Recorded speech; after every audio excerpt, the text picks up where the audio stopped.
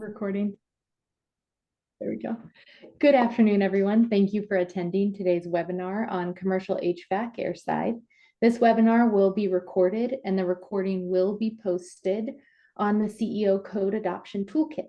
If there are any issues with audio, please write me in the chat or Kira in the chat. She is also having audio issues. So if there are more, just let us know.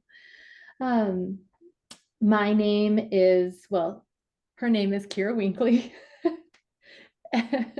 And she is a code and standards consultant for Noresco. This series is sponsored by the Colorado Energy Office with training materials created by Group 14. That's me. We have been working with the Colorado Energy Office to provide trainings just like this one. This is one webinar in a series, so make sure to attend the others as well. We also offer role-based trainings that are a deeper dive on energy codes, compliance based on your background, such as designer, inspector, contractor, plans examiner, etc. Also, we are offering tailored group trainings or technical assistance for jurisdictions that are updating I-codes. Please reach out to Erica DeLello. I never know if I say her last name correctly. To set something up. I'll add her email to the chat shortly. Or Kira might. Most of you know about the Code Adoption Toolkit and all of the resources available, including all the recordings from previous trainings. The website is listed here, as well as the Colorado Code Helpline. Today, I wanted to highlight the Code Helpline. This is a new link and platform, so make sure to bookmark it. This helpline is available to anyone in Colorado on any of the I codes or REACH codes. So for example, if you are a jurisdiction and need assistance on a plan review, or a homeowner or engineer with a question about code applicability, you can submit a ticket and a subject matter expert will get back to you in a couple days' time. You can access this helpline through the Code Adoption Toolkit or through the link. Throughout this webinar, we want to encourage questions, so please use the Q&A function and I will let our presenter, or Kira will let me know at the end of the presentation. There is also the ability to raise your hand to ask a question at the end of the presentation and we can unmute you. Lastly, there will be a survey window that pops up following the webinar. Please take a minute to provide feedback so we can continue to improve on these webinars. Today's presenter is Anna McCullough. That's me.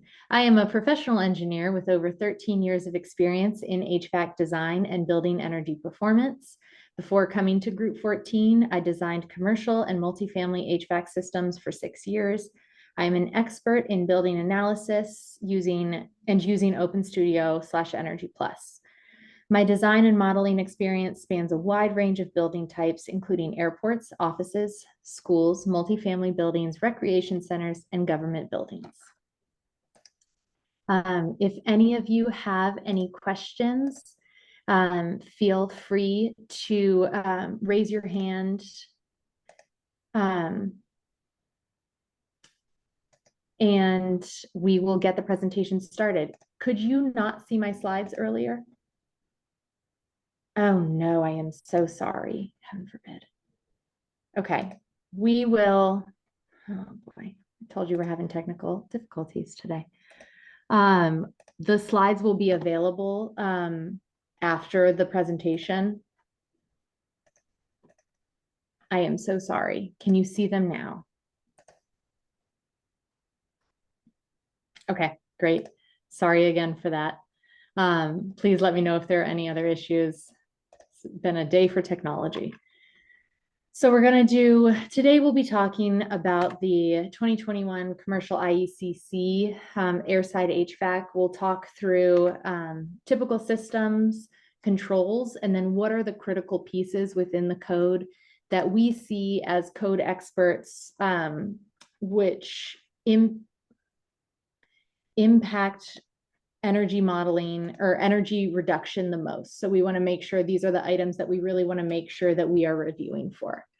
I was going to do my introduction, but we've already done that. So we're going to jump ahead into the typical systems. So first of all, we are going to talk through typical systems for multifamily buildings, then offices, and then schools. Very high level, we just have an hour. And then we'll talk through how to reference those equipment efficiencies within the code, how to make sure that the efficiencies that are being specified are, you're referencing the correct tables within the code, and those efficiencies are meet the code minimums. And then we will also then get into the requirements for controls and what the critical pieces are within those controls. HVAC efficiency is a critical piece of energy efficiency within the building. We really want to make sure that we're referencing the correct tables and that the design meets the minimum required efficiencies at a bare minimum. So typical systems, we'll see a description of the typical systems, a picture of what they look like in real life, or as best I could get, and then a snippet of a code plan that shows what they would look like in the code. So this first system is what we see, I would say, most frequently in multifamily buildings. It's a package terminal heat pump. These are individual systems that are through the wall. So they are always sitting on an exterior wall of a residential unit. They are not ducted throughout the unit. Typically, they are just like you see in the picture here with the supply grill. They only provide heating and cooling to the space that they are in. And you can provide ventilation through the unit or through a central dedicated outdoor air system. Here's an example of what a PTAC looks like, or a PTHP that on a set of plans. So this is our residential unit here, and you'll see the piece of equipment's called out here in our hexagon. It's interesting, and something I like to note when we're talking about package terminal heat pumps or package terminal air conditioners is that a lot of engineers and designers call package terminal heat pumps PTACs, which is a package terminal air conditioner.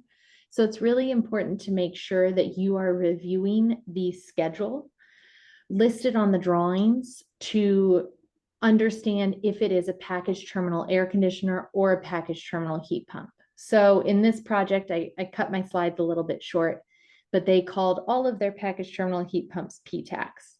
But in this example, we look at the schedule and note that it is a package terminal air conditioner. And you can note that because they have DX cooling and then they have heating watts here. There is no discussion about the heat pump functionality of the unit, so we know that there is none. If this was a heat pump, we would see information around the total MBH provided through the DX coil for heat pump heating. Another different piece of equipment is a vertical terminal heat pump. These are slightly larger and have larger fan power. So what that means, they are still through the wall, but they can be ducted throughout the unit or non-ducted. So that means that we often will have one in a closet on an exterior wall, and then there's a duct that comes right out the top of it to provide heating and cooling throughout the unit. Ventilation can be provided through the unit or through a central dedicated outdoor air system for this system as well. And here's an example. So we have the what was called a VTAC, but was actually a vertical terminal heat pump, located here in a closet on the exterior wall. There is a vertical duct that comes up out of the closet, and then ductwork that extends all throughout the unit to provide heating and cooling to every space. The third system that we see most frequently in commercial multifamily are split heat pumps. So these are individual systems, again, with a remote condenser. So here's a picture of what the condenser looks like. Looks exactly like what you have outside your house if you have cooling. Fan coil units are located in the ceiling above the residential unit. So they typically have, and they also typically have an electric coil within the fan coil unit itself for backup heating. What we oftentimes see is that these condensers, now they can operate much colder to around -15 degrees sometimes, but kind of the standard efficiency units will operate to anywhere between 20 to 0 degrees. And so for times where the heat pump cannot operate, there's just not enough energy in the outdoor air for it to extract heat from. It's just too cold. The electric coil within the fan coil unit itself will run, and that will provide supplementary heating for any capacity that is required by the thermostat that is not being met by the heat pump itself. There's a reversing valve in the refrigeration system that allows the condensing unit to provide heating and cooling. And then ventilation can be provided through the unit or by a dedicated outdoor air system. So we'll look at a plan example of this again. Here's our horizontal fan coil unit that's located in the bathroom. So typically with these fan coil units, you'll see them in bathrooms because, you know, there's potential for condensation there. And it's an easy place to have a drop ceiling and put a little access panel there. So our horizontal fan coil unit is located in the bathroom. It does not need to be on an exterior wall. The refrigerant lines are just piped directly to the fan coil unit from the split condensing unit. And then we have return coming from the kitchen and supply is being ducted throughout the unit. In this plan, these are what the condensing units look like on the plan. You'll oftentimes see them on the roof, potentially in the parking garage or around the perimeter of the building. The next most common system is very similar. This is a split DX cooling with combined heating. And when we talk about this, we're talking about aquatherm units. So what that means is that we have a domestic hot water unit being heating water to the fan coil unit. This is a vertical fan coil unit to the fan coil unit for heating. They still have a remote condenser for cooling, but it is not a heat pump. It is just for cooling. Hot water can be provided via a central system or an individual hot water heater. I would say most commonly we see individual domestic hot water heaters that are providing the heating water to the fan coil units. So here's an example of what this looks like on a plan. And I pulled the plumbing plan because it's a little bit easier to see what's going on without all the ductwork. So you'll see your fan coil unit is located here. It's not labeled because this is a plumbing plan, but they're still showing it.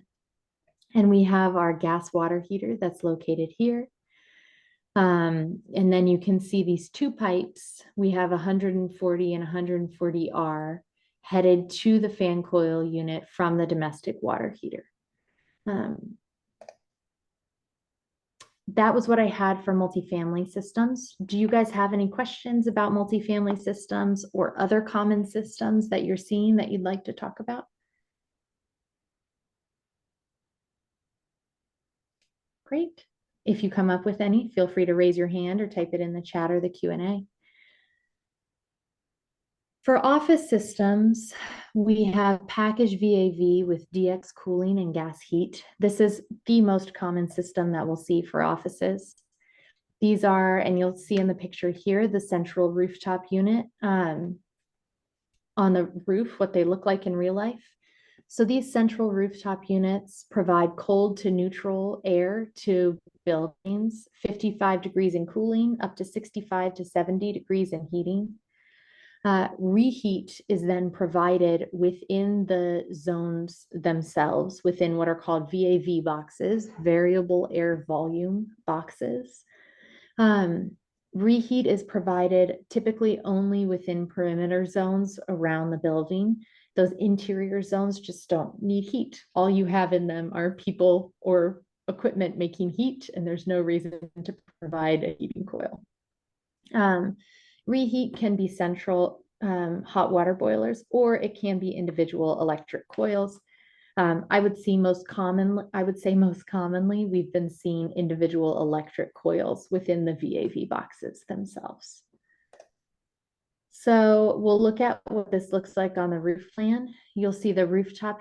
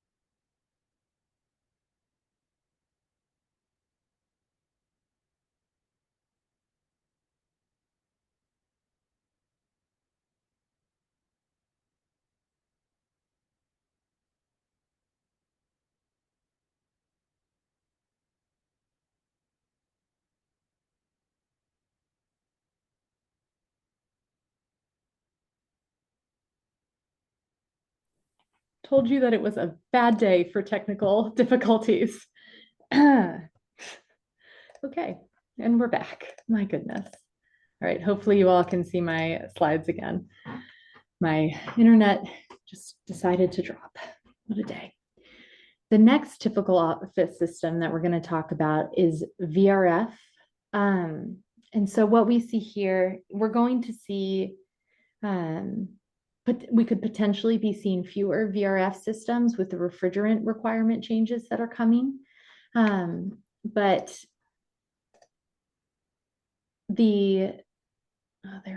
everyone else is having connection issues as well. Good. What a time.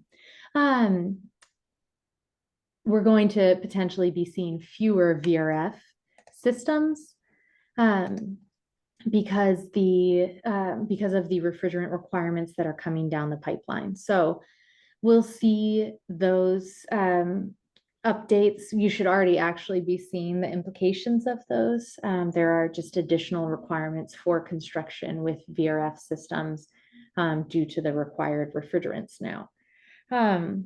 But we'll still talk about these systems because I think they're the second most common system we see in offices. So the VRF units are provided throughout the building, and these are still just fan coil units. So we saw them they can be ducted, they can be non-ducted, they could just be the ceiling. You guys have all seen them in like an IT room. It's just a ceiling it has a little piece of equipment with diffusers on it. It can be that.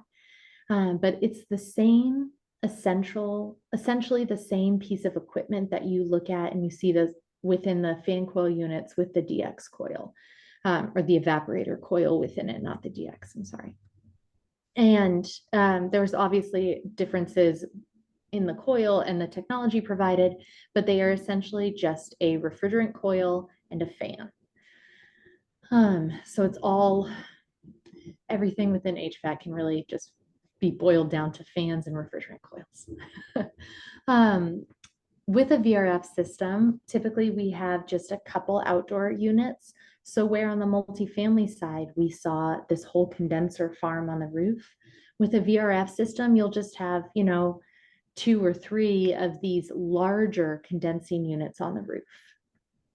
And then the DOAS unit, a central rooftop unit, will provide 100% outdoor air. And I'm sorry, that says water source heat pumps. I'll get that fixed.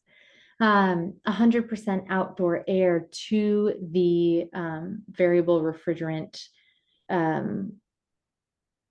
units, to those fan coil units, or directly to the space. That DOAS unit will provide tempered air, typically between 60 to 70 degrees. And here's an example of what this could look like on plan. So we have a DOAS unit here. So we're providing 100% outdoor air to the building. They do have return coming to the unit, and that's because they had an ERV. So they're doing a little bit of energy recovery here. And then we have the outdoor air coming in, it's going down into the building. Then if you look at the plan of the office space itself, we have all of these, they called them CUs, ceiling units, and then fan coil units. But here's a good example. Still is a fan coil unit. Fan coil unit here above the ceiling, and then we're ducting it to this perimeter zone. The central zones are handled by these CUs that are in the ceiling as well. And then here's our ventilation air that's being ducted directly to the space. We got one question. You recently amended our code so that applicants can only install heat pumps if they are installing air conditioning. We are running into a challenge where it is hard to identify if the exterior unit is actually a heat pump or simply a condensing unit. Ideas on what specifically we should be looking for to identify the correct type of unit. That is a great question. And one that we run into often when we are reviewing drawings. And the best way to identify it, if it is a heat pump or if it is just a cooling only condensing unit, is to look up the model number. And I wish that I had a better answer, and maybe someone has found a better way to determine. If they are not specifically telling you which fan coil unit your condensing unit is attached to, and the fan coil unit doesn't say that it is providing heating through the DX coil or through the evaporator coil refrigerant system, then you have to look up the model number. And if anyone else has a better solution, feel free to jump in. You can look at the discharge air temperature, but let's go back. Oftentimes that's not provided, at least in my experience. So this is a package terminal air conditioner schedule, but you can see that it's just not, in my experience, at least when we're looking at these kind of smaller pieces of equipment, they just don't provide it. If they do provide a heating and a cooling discharge air temperature, then that can be a good note that it could potentially be a heat pump.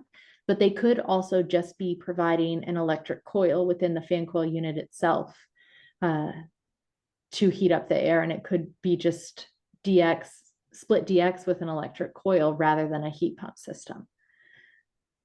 So I wish I had a better answer. But unfortunately, that's where I'm at. If somebody else has another idea too, that would be helpful. So here again, we're looking at the typical office systems, and this should say school systems, sorry about that, but the typical school systems. So again, this is a package rooftop unit, and we are providing supply air.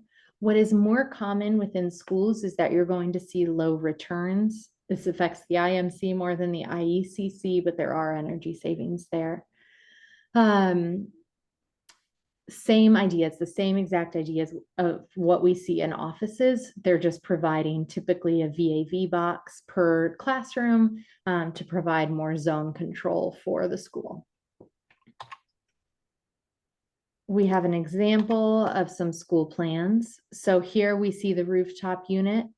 You see the supply air is headed straight down from the rooftop unit. The return air comes up. Here is the supply duct headed down the corridor, and this is a very common configuration for schools, that all of the supply and return ductwork will be within the corridor itself. And then the VAV boxes will also be located in the corridor. And it makes a lot of sense for maintenance, but it's just a good way to note that as you're looking for equipment, if you only see ductwork within the classroom itself, you can look right outside the classroom, see if you see a VAV box in case you have a designer with design standards like this, where they don't put any sort of box around the tag, the unit tag, it can be hard to find. The second most common system we see in schools are just individual package single zones. So these units can be variable volume, but most commonly they're constant volume.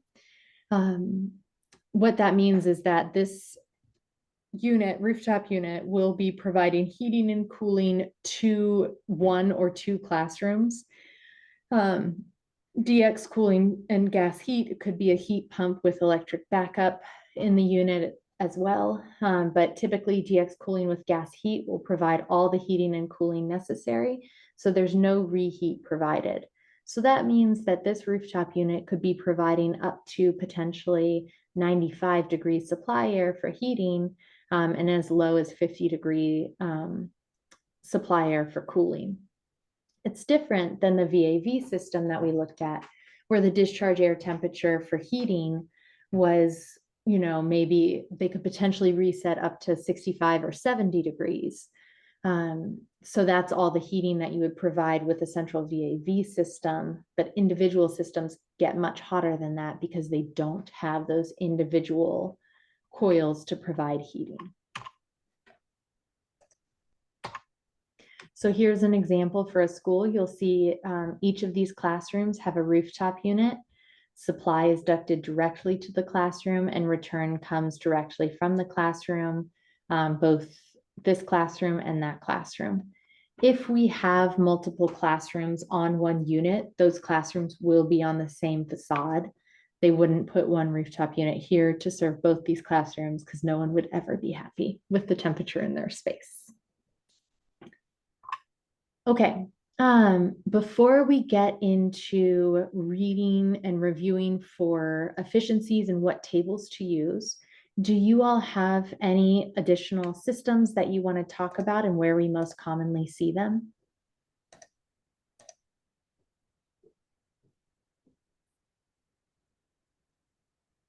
Great. Okay. We will keep going then. So if you come up with any questions, feel free to jump in. I love to be interrupted. I do. It's not sarcasm.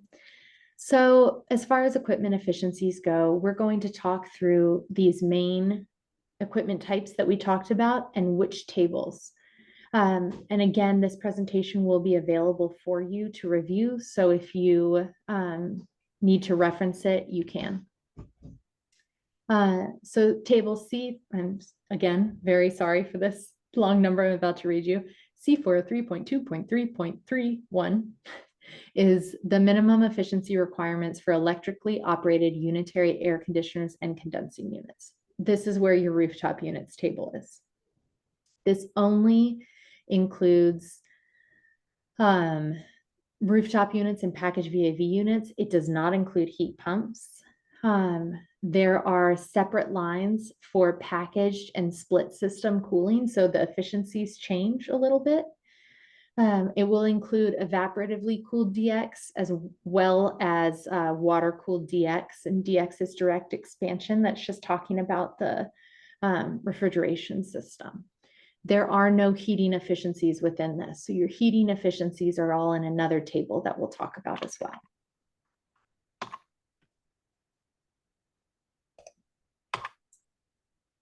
The next table is, I'm not going to say that whole number again, but table 2. And it is electrically operated unitary and applied heat pumps. So this includes heat pumps, but it doesn't include packaged single room heat pumps. So for example, those PTHPs that we saw an example picture of in, I don't know, like the 3rd slide, kind of the unit that you would see in a hotel room, or the unit that you would see in a individual residential unit that is just through the wall right there. There are separate lines for single package and split systems, separate lines for heating mode and cooling mode. The heating efficiencies are all based on your cooling capacity, not your heating capacity. So that is an important asterisk. It includes water source heat pumps as well as ground source heat pumps. So if you have a rooftop unit that is a heat pump, this is the table that you want to use. And then once we get to items like PTACs, PTHPs, single package vertical air conditioners, vertical heat pumps, you want to use table 3. So this is where we're looking at our smaller pieces of equipment through the wall. It does not include anything that is split or large central systems. Again, there are separate lines for heating and cooling mode, and the heating efficiencies are again based on the cooling capacity. So when you're looking at the table and it says, you know, you say, this is the piece of equipment I want to look at. Here's the capacity, here's the efficiency. When you look at the heating section, you are still looking for the cooling capacity, not your heating capacity. And then lastly, we have heating for furnaces. So if you are a rooftop unit with split DX, with DX cooling and a furnace, your gas-fired furnace, if you're an oil-fired furnace, that's all going to be listed within table 4. Any cooling efficiencies will not be listed. So this is just the efficiency specification for all gas-fired furnaces. If you have this is just an Airside presentation, so I didn't include all of the waterside tables as well, but we can talk through those. If you guys want a waterside presentation, we're happy to do that. Do you guys have any questions on the equipment efficiency tables before I jump into controls? You know, we're cramming a lot of information in here.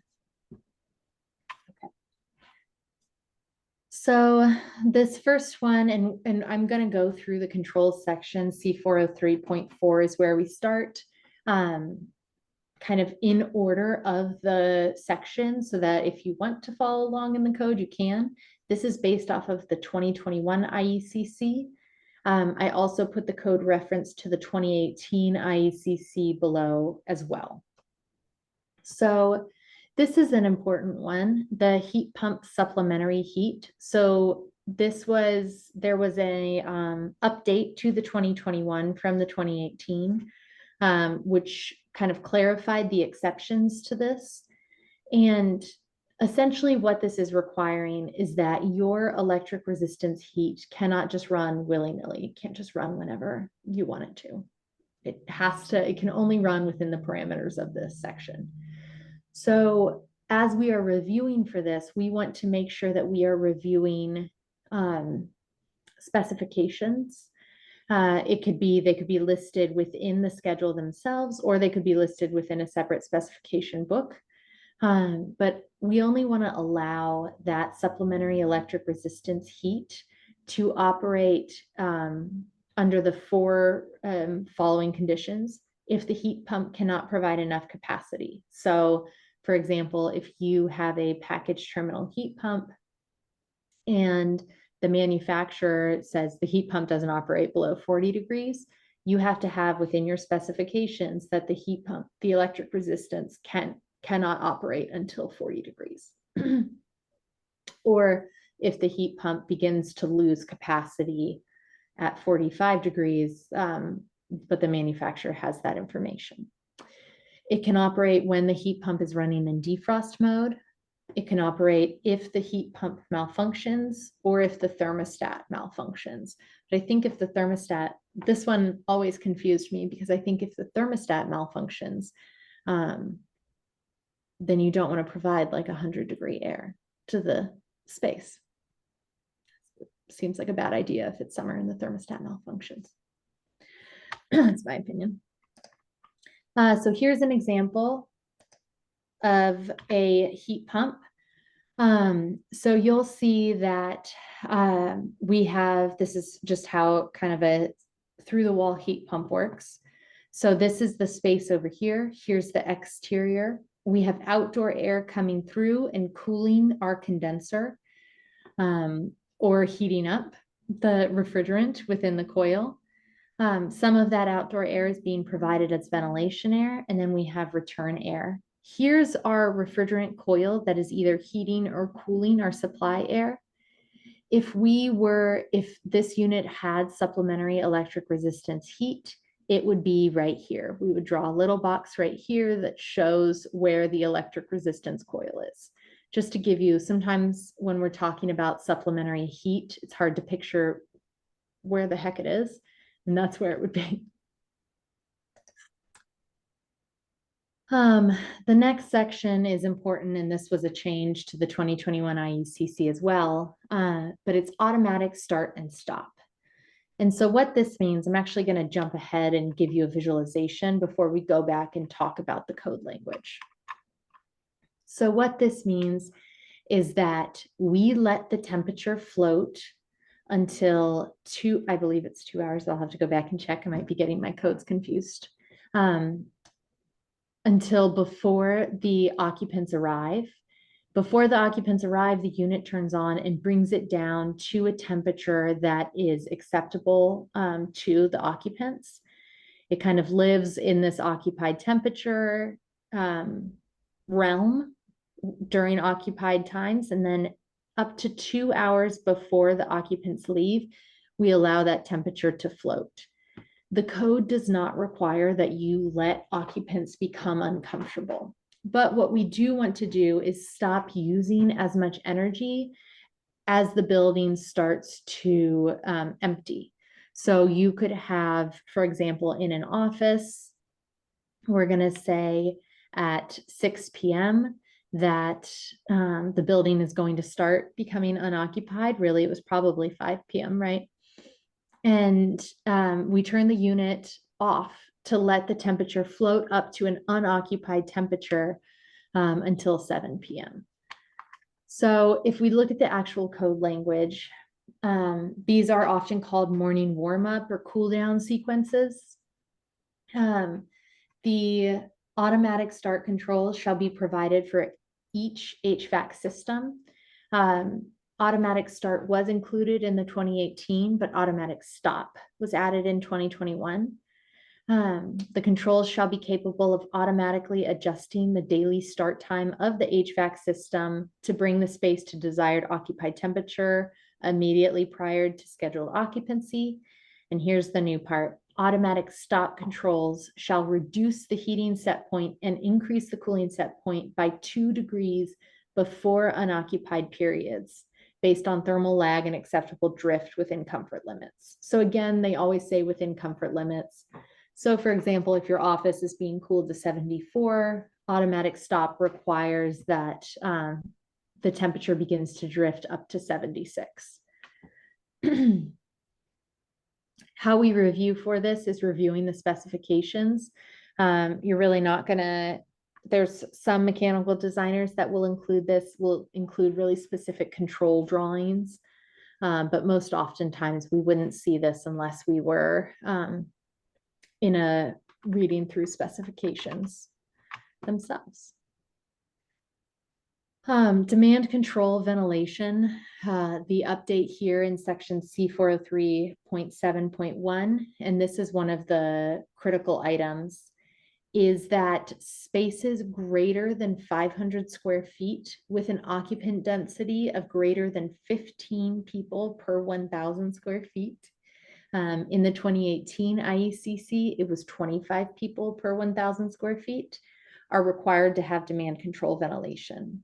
And then also all single zone systems with economizers are required to have demand control ventilation provided they serve a space 500 square feet or greater.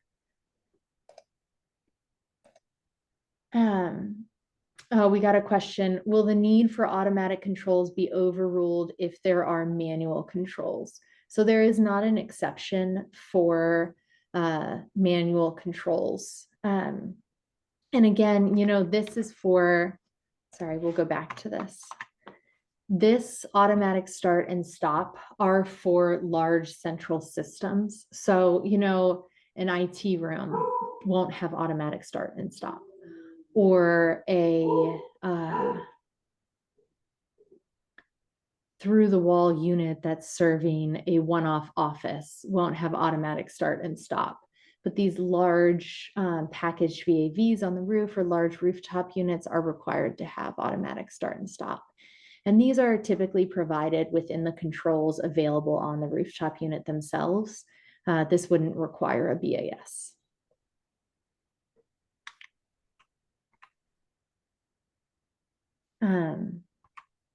Here's an example. Let me know if I didn't answer your question or if you have additional questions. Happy to talk through that some more. Here's an example of what demand control ventilation looks like on a plan. So we have the supply duct into the space.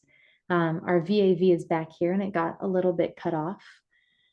But within the space itself, you'll see that there's a thermostat and a carbon dioxide sensor.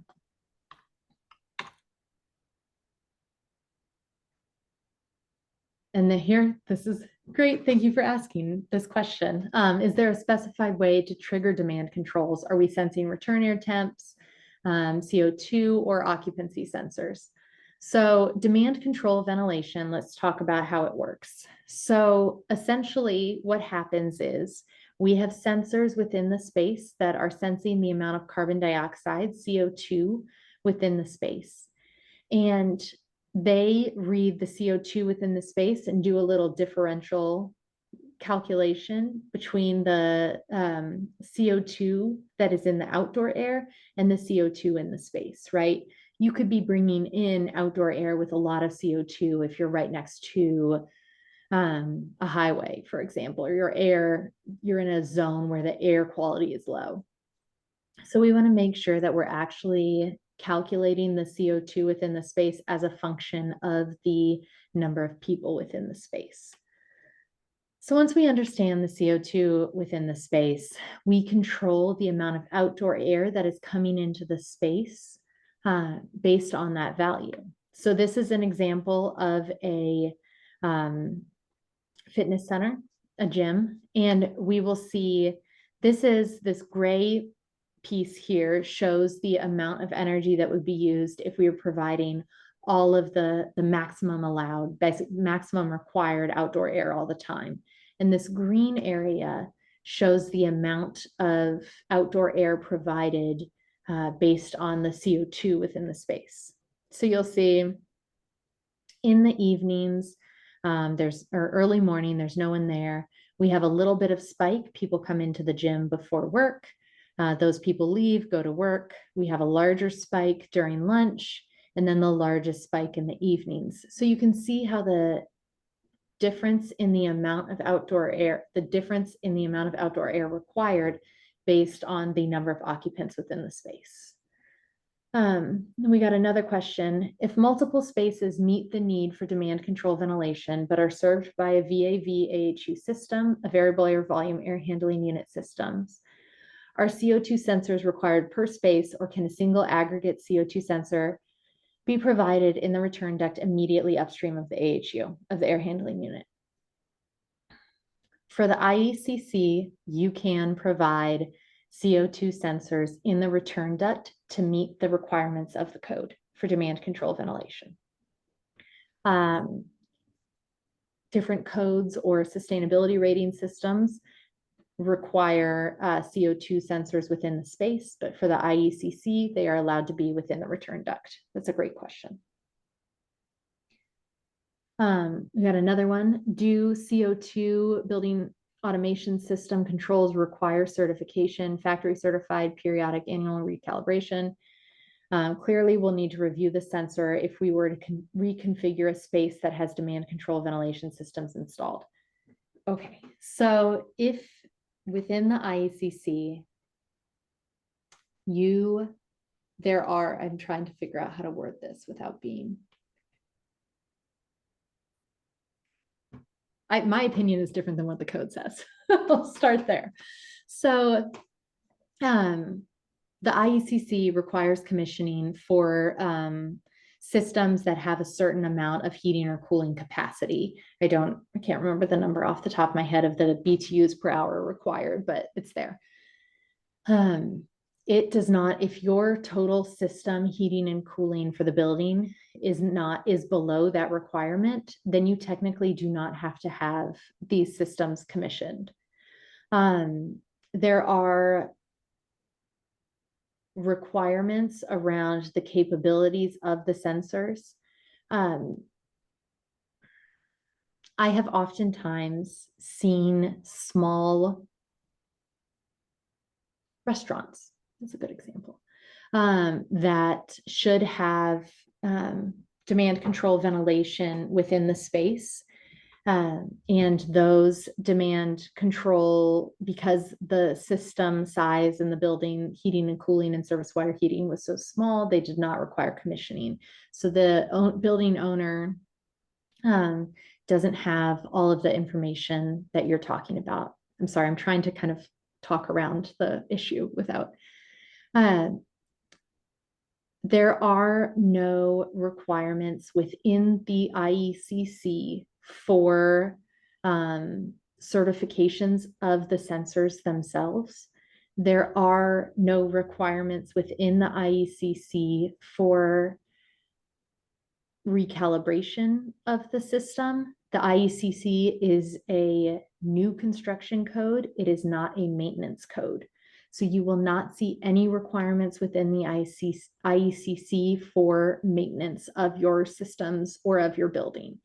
If your system is commissioned correctly, that information is required to be provided to the building owner around recalibration and annual maintenance. But not all buildings are required to have that. The sensor, I do not believe, maybe it got added to the 2024, but I'll have to double check that.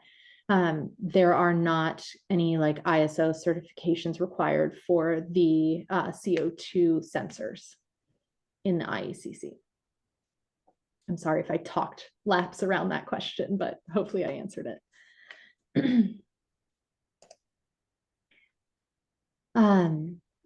Section C403.7.3, ventilation, air, heating control. And I'm going to have to speed through the rest of these. Made my presentation too long. There's a lot to cover.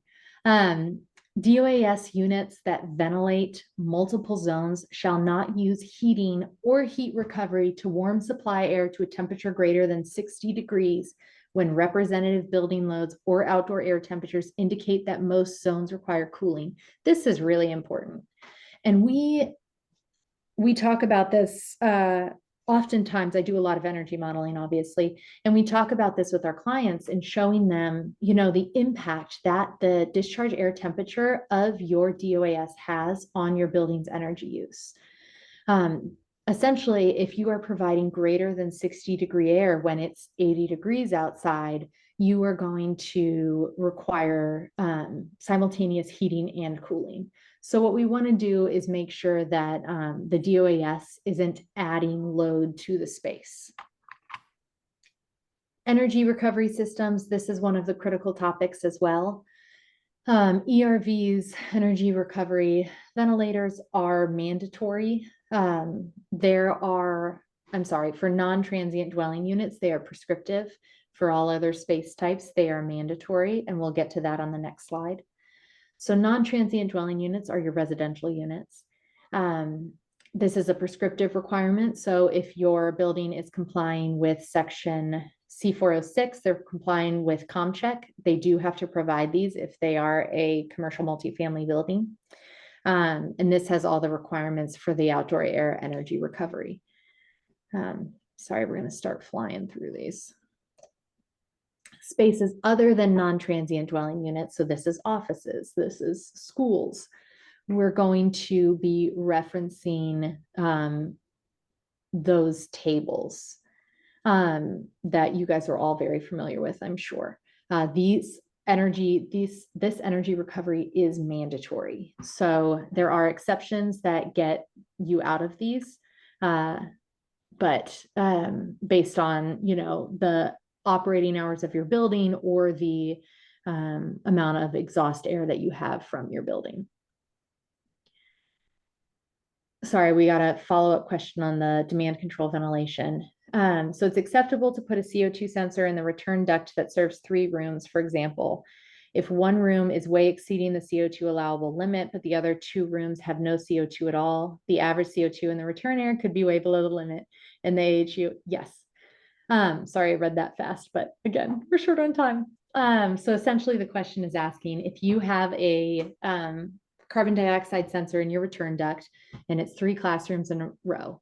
One classroom has all 3 of those classroom students in it because they're like watching, well, I guess this is from the early 90s. We would all get in one classroom and watch a movie because we only had one TV, right? But and the other 2 classrooms are empty, your average CO2 will be within the limits. And that is why it is allowable within the energy code. But that is why when I mentioned some other codes, so ASHRAE and the sustainability rating systems require that you have CO2 sensors within the space themselves. That's what they're trying to avoid, is that averaging for those kind of peak times in those other spaces. Let me know if you want to follow up. You can always email me as well. Here is the language around the energy recovery for spaces other than non-transient dwelling units. What I wanted to highlight here and what is super critical is that where an air economizer, if you are providing energy recovery and an air economizer is required, the energy recovery system shall include a bypass or controls that permit the operation of the economizer as required in section C403.5. So what is hugely important here is that we want to make sure that the outdoor air economizer, which allows you to provide 100% outdoor air when the outdoor air dry bulb temperature is less than 70 degrees or less than your return air temperature, whichever kind of logic you choose. That outdoor air economizer saves so much energy. I mean, it is insane how much energy that outdoor air economizer saves in Colorado, just because conditions are often so great for outdoor air economizing. We have so many of those kind of shoulder days that we just don't need cooling. We can just provide outdoor air. So a bypass or fully stopping the energy recovery wheel is mandatory for code. So if you're reviewing a unit that has an outdoor air economizer and energy recovery, you want to make sure that this bypass is provided. Even if they are providing energy recovery out of the kindness of their hearts, they still need to have controls to bypass or stop the wheel so that the outdoor air economizer can run. Here are those tables that we talked about. I have highlighted climate zone 5B, but you can see that 4B is in the same character or same zone, same row as 5B, 5B, and then 6, 7, and 8 there are more times when the energy recovery is required. Couple more slides, fans and fan controls. So this just requires the efficiency of fans. You want to see the efficiency of the fans and the FEIs listed on the drawings to make sure that they're complying with this mandatory requirement. ComCheck will do this calculation for the designer, but it's important to make sure that you can verify the fan efficiency grade and the FEI as well. And then one last one, almost. Operable opening interlocking controls. So now if you have a 40 square foot opening, so a garage door in a restaurant, for example, you have to interlock the opening of that control with your HVAC system. So your set points, as well as your potentially turning the HVAC unit completely off when that garage door is open. Again, we just don't want to be heating and cooling the entire outdoors. And then the most critical item on here that we're going to talk about today in 2 minutes is economizer fault detection and diagnostics. So this essentially requires that your system either has onboard controls To monitor this, it cannot alarm at the unit, it has to alarm at the thermostat or within kind of a controls room for your building maintenance staff. It has to tell you if the outdoor air damper isn't working, if it's has failed open or failed close, if you're economizing when you shouldn't be, or you're not economizing when you should be, a whole multitude of requirements. And the biggest reason for this is because those outdoor air dampers are the things that we see fail first on rooftop units. There's just like a little linkage in there. If that linkage gets broken or becomes disconnected, your outdoor air damper is going to fail open and it will not fail closed. If it fails open and it is 30 degrees outside, you are providing 100% outdoor air at 30 degrees and you are just burning energy and burning money. So this economizer fault detection and diagnostics is critical and should be more than a footnote on the schedule. There should be an actual control sequence provided and sensors, all the requirements of the fault detection and diagnostic system. Thermostatic controls, you have to provide a thermostat in every zone. Shut off dampers. This is one that I didn't know existed for a long time. So where you have a outdoor air intake, exhaust air opening, a stairway vent or a shaft vent that is intended to have greater than 300 CFM pass through it, you are required to have a motorized damper. So a good example of this is right here. We have an exhaust fan. It was a 750 CFM exhaust fan, and they just had a backdraft damper. But a motorized damper would be actually required there. We made it through. Sorry, that was so much information. If you guys have any questions or concerns, anything you want to add, feel free to call me or email me. I am truly always working on the energy code right now. So that's all I think about.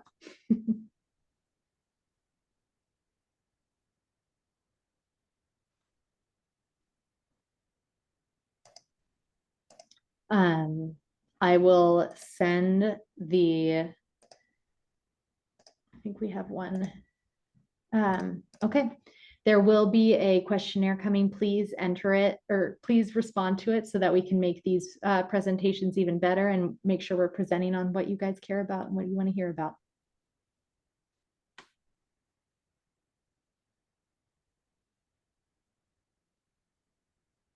All right.